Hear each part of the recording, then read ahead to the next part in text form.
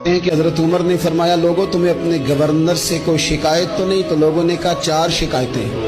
ایک تو ہمارے گورنر صاحب جب شروع میں آئے تھے تو فجر کی نماز کے بعد ہی آ کے لوگوں کے بیچ بیٹھ جاتے تھے۔ اب اشراق چاشت کے وقت آتے ہیں، سورج پورا طلوع ہو جاتا ہے تو حضرت سعید بن عامر رضی اللہ عنہ آتے ہیں۔ اور دوسری شکایت یہ ہے کہ صرف دن میں ملتے ہیں، رات کو ملتے ہی نہیں۔ اور تیسری شکایت یہ ہے کہ ہفتے میں ایک پورا دن ہوتا ہے ملاقات ہی نہیں کرتے۔ اور چوتھی شکایت یہ ہے کہ کبھی کبھی بیٹھے بیٹھے رونے لگتے اور بے ہوش ہی ہو جاتے۔ آپ نے ایسا شخص گورنر بنا دیا جو دیوانہ ہے۔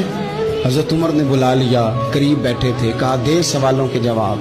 گردن جھکی ہوئی ہے، عرض کرنے لگے امیر المومنین میں نے تو پہلے ہی کہا تھا میں گورنری کے قابل نہیں، میرے والا کام نہیں۔ فرمایا اب تو منصب تمہارے پاس ہے، تمہیں جواب تو دینا ہے۔ حضرت سعید بن عامر کہنے لگے حضور 4 میرے ساتھ مسئلے ہیں۔ فرمایا کون سے؟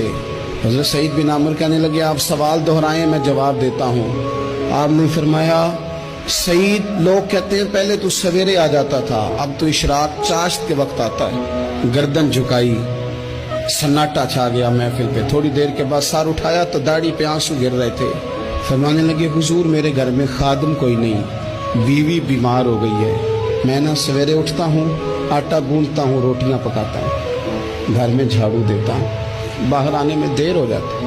پہلے جواب پر ہی لوگ رونے لگے، آنسو نکلنے لگے۔ حضرت عمر رضی اللہ تعالیٰ عنہ بھی روئے۔ پھر فرمایا کہ سعید تو دن کو ملتا ہے تو رات کو کیوں نہیں ملتا؟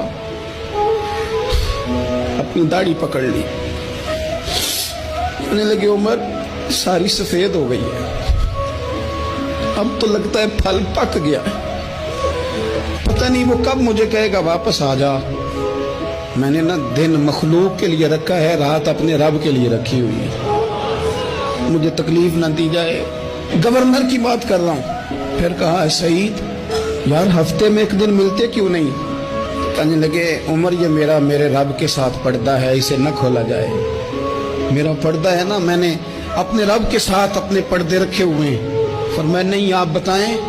حضرت سعید بن عامر کہنے لگے غریب ہوں، ایک ہی جوڑا میرے پاس ہے، میں غریب، میرے جیسے لوگ ان کے پاس درجنوں جوڑے ہیں، اور اس کے باوجود ان کی زبانوں پر شکر اس طرح نہیں آتا جیسے آنا چاہیے۔